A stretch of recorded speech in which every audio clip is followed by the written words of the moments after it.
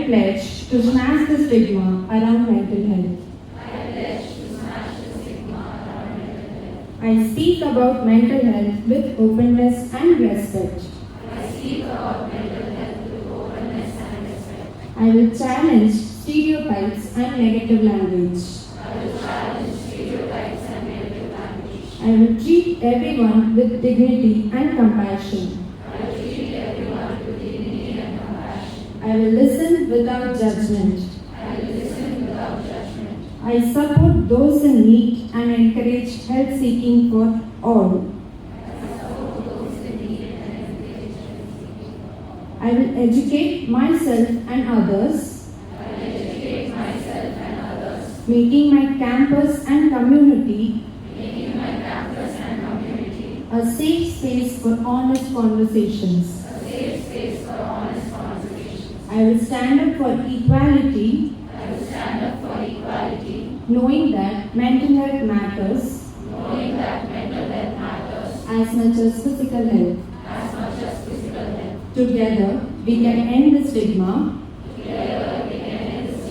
and build a future where no one suffers in silence. Because mental health is everyone's right. This is my pledge to smash the stigma today and every day.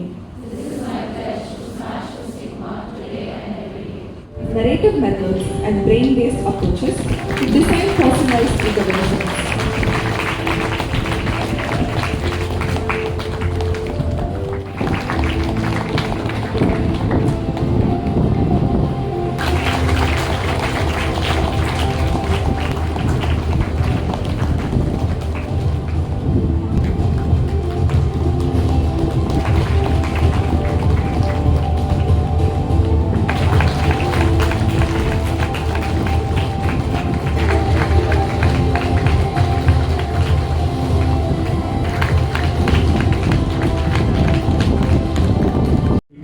To study at a very high institution, the IIT in Mumbai. But when she got there, she found that she could not perform. She had very high anxiety, she had crying spells, she could not focus on her studies. When she came to me, she said that she had suddenly lost interest in studies and was feeling lazy and procrastinating. Now what should we do with her? Just tell her, no, try harder. You can do it. Just sit and study. The brain does not function that way. The mind functions inside the brain. It's an output of the brain. And every single thought, emotion, behavior of yours comes from different circuit problems in the brain. So now just imagine that you have a circuit problem and you are trying to work that circuit even more. You say, try harder. What will happen to that circuit? It will only fail. It cannot stabilize itself. So in order for the circuits to stabilize, you have to take some help. When there's an electrical problem in the house, what do? Do you just sit tight? Or do you call the electrician? When there's a circuit problem in your brain, what do? Take a look to your right. Look at the two people on your right. Come on. Look at the two people on your left. How many people do you see? 4 or 5, including yourself? 1 in 5 people at any point in time have a mental health issue. Which means that if the 2 people on your right and the 2 people on your left do not have a mental health problem, then you have a problem. When your physical health is affected, only you suffer. But when mental health is affected, it affects the whole family. It sometimes affects the whole community. It can affect the whole economy.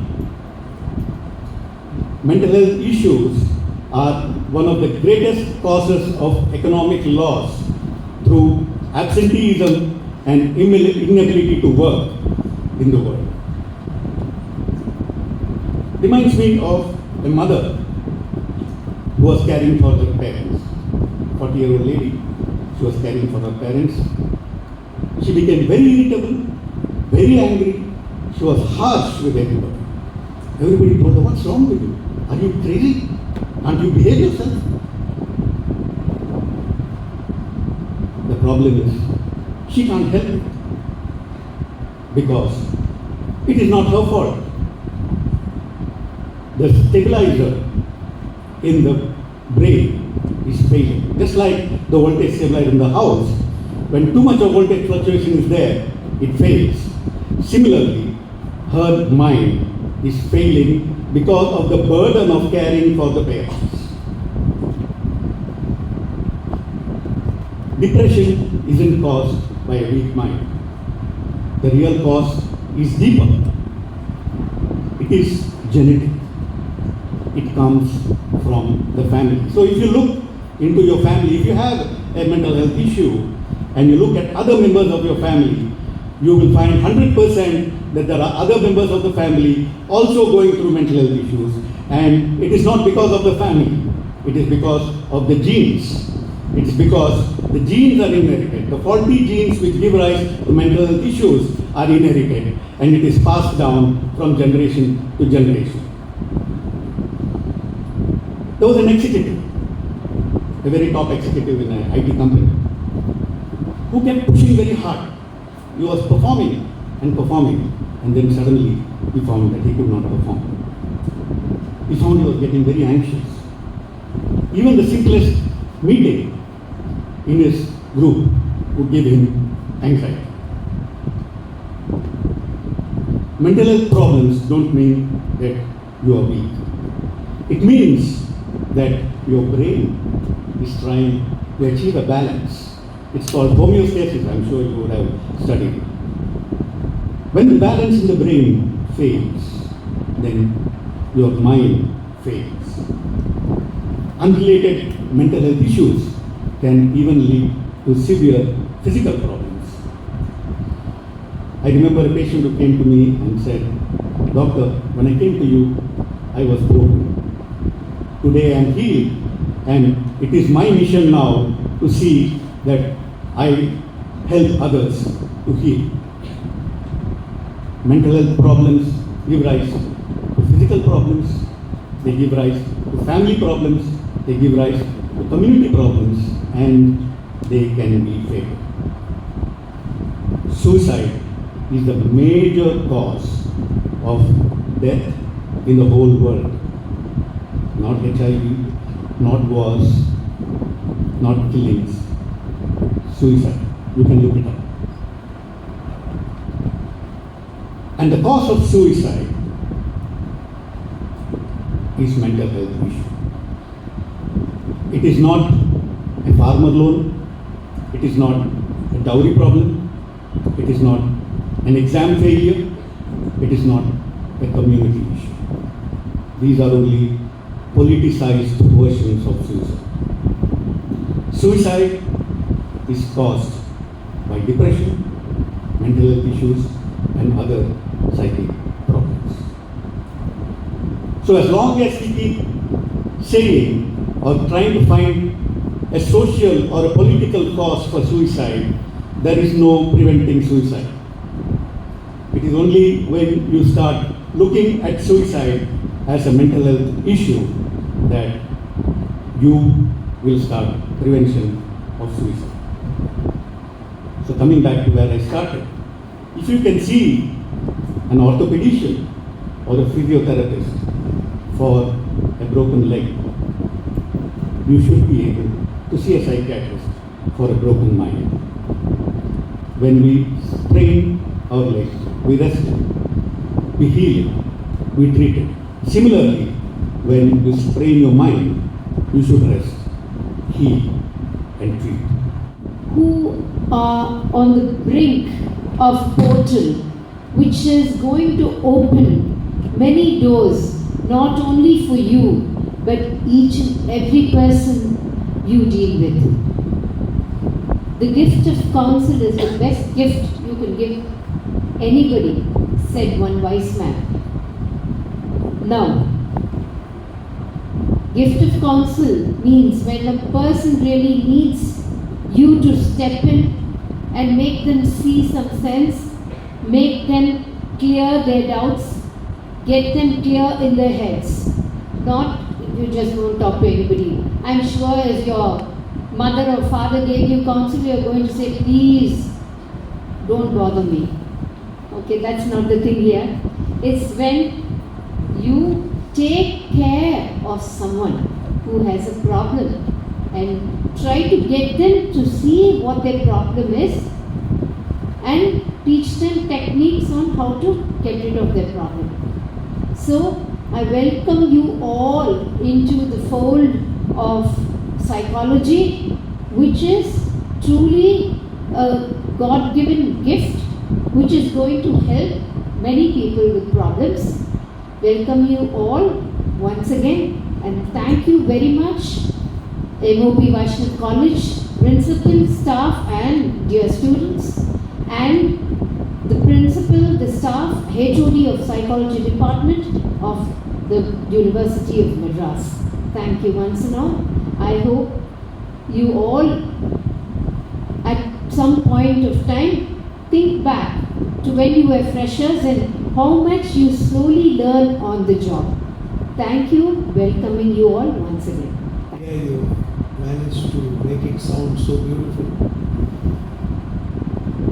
Good afternoon, good evening, all of you on the dais, especially Dr. Archana Prasad, the principal, my good friend Gautham, his wife Rajshri, and other members of the staff, both from MOP and University of Madras, other members of the staff, friend Bhuj, and all you lovely students out there.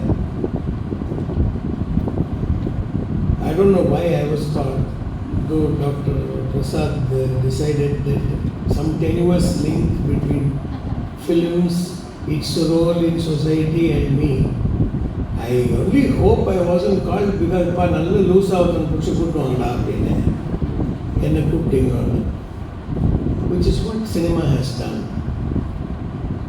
From the word mental health, they've only taken mental. How can I come mental? Everybody is mental. Who doesn't function with the brain? So my, whatever you want to call it, talk, speech, is actually in 3 parts. It's in 3 parts because I'm supposed to be the guest speaker here and a speaker at the later session. I'm coupling both into one. And since J. Radhakrishnan's 5 minutes is also available to me, I'm doing the whole map. The first is, I'd like to tell you something about my profession, which is acting. The second is why mental health and acting have a fairly close link. And the third part is why has cinema done what it has done. We will come to what it has done. Many of you may be aware of this technique called transcendental meditation or some form of meditation. What is meditation? Meditation is trying to focus on one single thought, word, image, until that itself dissolves into nothingness. At that point of time, you are not you. I am not Mohan Raman. I am not married to Padma. I am not this, I am not that, I am not that. I am not there. The I ceases to exist. That is the goal of all saints and philosophers. An actor does that 23 times a day. Every time I go on stage, in front of the camera, I lose me and I become that Krishna Swami or that Munuswami or that Simon or that Abdul. I lose me. At that moment I don't remember that my Airtel mobile bill is due or my car is parked 4 feet away from the curb. All these things are forgotten. For me, the issues of Krishna Swami or Murugan or Simon or Abdul, they are the ones in my head. So most of us do this business of, in Tamil they called it Kudu Vittu Kudu Payal, moving from one body to another. Now constantly emoting, empathizing with a fictitious character whose situations may or may not be drawn from real life, but from the imagination of the writer, I am constantly, empathizing and acting out what that person is doing. Not me, him. So the number of times I have to forget me, go somewhere else, and live that man's life will take a toll on your mental health. It will take a toll. And I have seen many colleagues suffering from it. In a project I did recently, one of the co-actors was saying, "Sir, I have hyper-anxiety issues. So I have a counselor with me. 2-3 weeks we have to sit. I'm not able to do it. I'm coming for my professional work. We're Skyping, we are Zoom calling, but it doesn't work, sir. Nothing works like going and sitting with that counselor face to face, spread over 10 days, 15 days, 20 days. I said, what happened? The lady said, I don't know. Suddenly I just sit down. I can't function. I just cannot move. And for no reason, tears are flowing down my eyes. It takes time. They've given me some exercises for me to do, so it takes time for me to get up. No. I don't know when the damn attack is going to come. Why? Because some of them, some actors, do what is called method acting. What is method acting?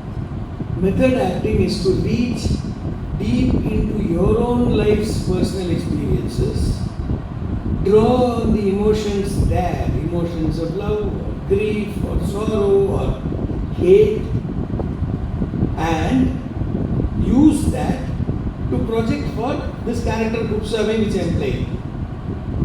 Now, if Kupusami's mother's death scene is being shot, they will want me to draw on my personal experience of how I felt when my mother passed away. Now, if the actor's mother is not passed away, they will say, at least grandmother, you reach it. Go deep. This kind of meddling with the deep mind can result in a lot of problems. I'm sure Dr. Gauthamdas can analyze and find out. Not many people are blessed with the fact that they act and then they cut that completely and come back to normal. I've seen a lot of people do that. I do that. I must give you a small incident. There was this old film, much before your time, called The Marathon Man. It had two stellar actors, Dustin Hoffman and Laurence Olivier. Laurence Olivier was an old school actor, much like our Shivaji Ganesan. And Dustin Hoffman was a great actor, but the younger generation, maybe like Mr. Kamal Hassan, just to give you a parallel. Now, there was a scene where Dustin Hoffman hasn't had food for 2 days, he has run, he is exhausted, he is almost on the verge of physical, emotional, mental collapse. So really, in reality, Dustin Hoffman did not eat for 2 days because he was one of those method actors. And he ran that morning for 4-5 kilometers and got stressed out completely and came and sat on set. And Laurence Olivier, the old school man, came up to him and said, Dustin, what happened to you? So somebody said, sir, he's got this scene. Yeah, I know the scene. So he has not eaten for 2 days. What? Yeah, and he ran the 5 kilometers this morning. Oh my God. Why? So then only he can get the full effect and feel. Typical old school comment to Dustin Hoffman. Lord Laurence Olivier turns and says, hey Dustin, why don't you try acting? It's easier. So it's not necessary that you need to reach deep into your emotional bag and pull out something. However, it is a school of acting, you can't deny it. And many who are in that school go through extreme fits of depression, anxiety.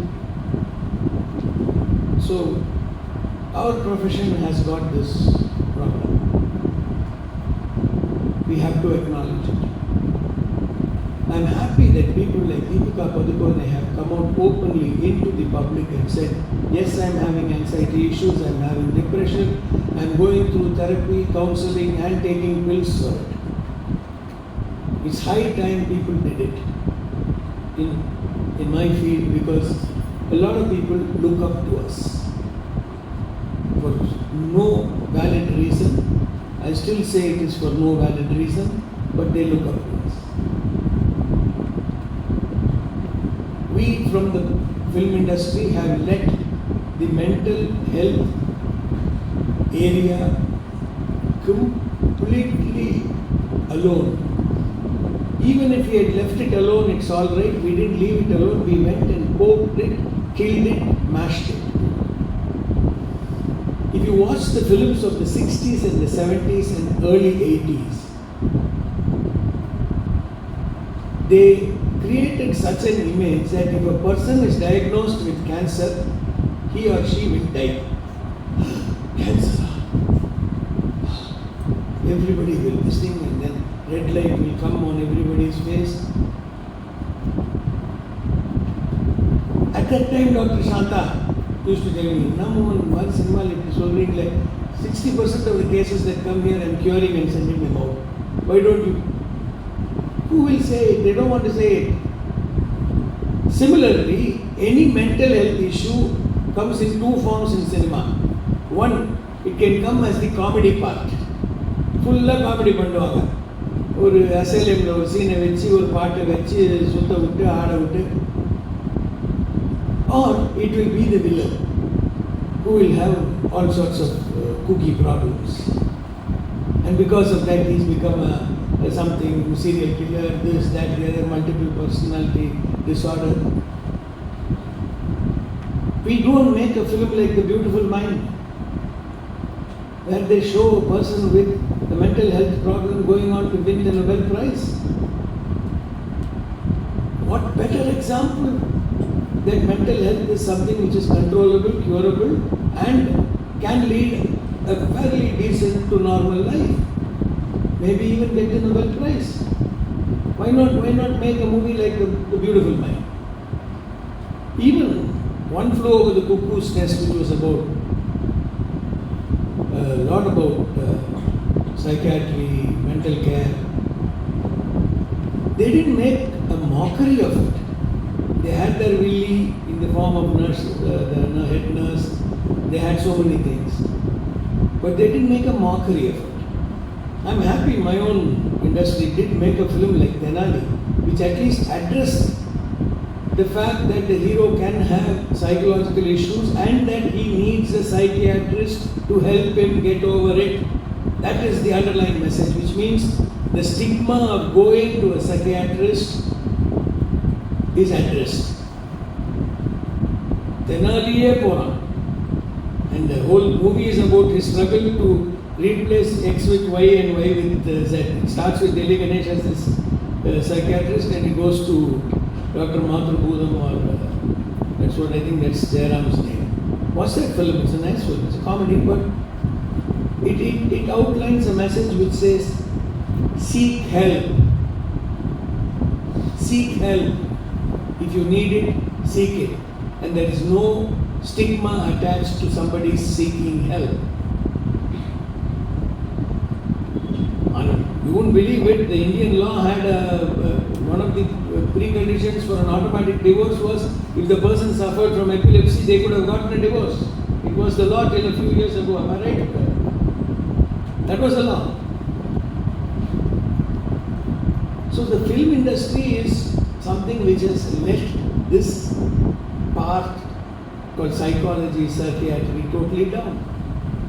The film industry is a very powerful industry.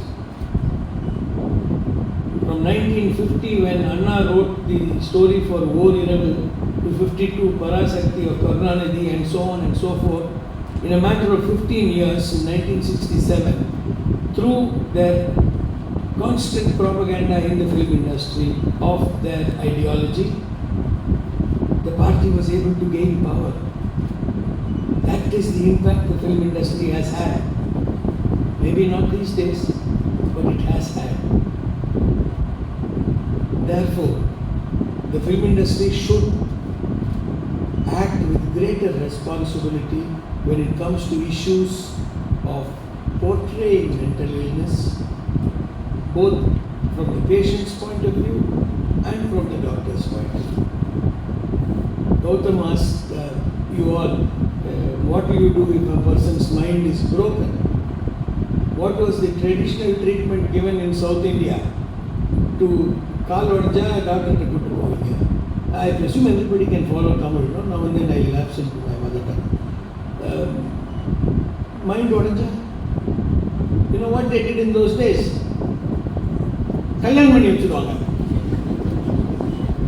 ஏன்னா அவனுக்கு இந்த ப்ராப்ளமோட அந்த problem இன்னும் பெருசா தெரிஞ்சு இதை மறந்துடுவான்.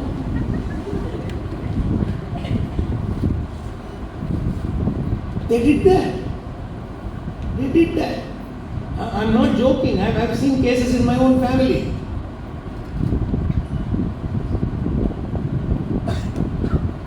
Depression is something they will not acknowledge, let alone mood swings. Postpartum depression, at least these days, the gynecologist is talking to the patient and saying, Amma, இந்த மாதிரி வரலாம், இது வரலாம், உங்கள் வீட்டில் ஒன்றை பத்தியத்தில் சாப்பாடை போட்டு ஒன்றை பண்ணி வச்சு ரூமில் தள்ளிட்டு போகிறாங்க, தயவு செஞ்சு don't do all this. The gynecologist has become a psychiatrist. I have to educate them and say, in case you start feeling low, down, start crying for no reason, don't neglect it, go and meet your psychiatrist, go and meet a counselor, go meet somebody, but go meet. That's a very important thing which is happening. Today with the advent of social media, there are 600 people here who can carry on the message of counseling, who can carry on what good work is done if somebody is in a problem and reaches out for help. You must be the messengers. Don't expect us to do. We are all innings முடிஞ்சு இதோ லாஸ்ட்ல bonus over ஆடிட்டு இருக்கோம். You are the people of the future, but your message must be altruistic. Your message must be for educating the public. Don't say, if you have a problem, this, that, the other, call me, counselor so and so. No. For heaven's sake, don't do personal advertisement under the garb of educating people. Do personal advertisement, but let that be separate. Let your message for the public be separate. Then only this will be seen as an original message. Otherwise, it will lose its validity, its authenticity. The integrity of the message will be questioned. Why is it when there is a problem and everybody says, order inquiry, are the people not, our own bureaucrats and others not capable of sitting and checking out the facts? They can. If they can and they come out with a report, people will question its authenticity. That is why they want a neutral somebody. You get as SIT. you get me CBI, you get me somebody. I retired Supreme Court judge to inquire. Why? Because the neutrality has to come. Similarly, your message should be neutral. But please do it. None of you realize the power of social media. This is the biggest weapon available today with us to educate people, remove stigmas, and delete misconceptions. We don't do it. We constantly photograph what I had for breakfast. How do I look?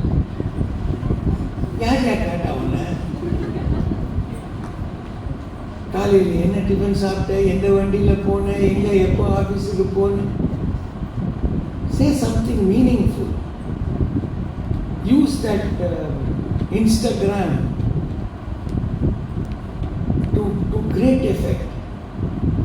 Please do it. That way, none of us have to fight your battle. As doctor said, the problem is here. The solution is also here. Not outside. Not at all outside. It is within us. We may need somebody to point out the right thing. It's happened to divine figures.